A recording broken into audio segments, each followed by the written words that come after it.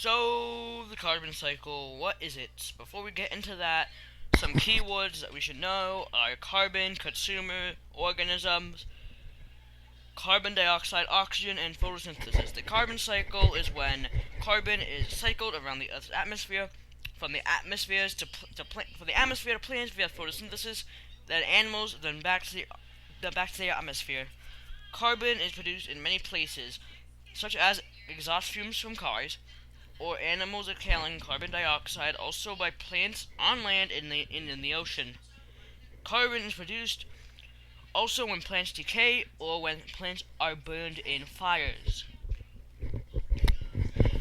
Another word that we should know is consumers, um,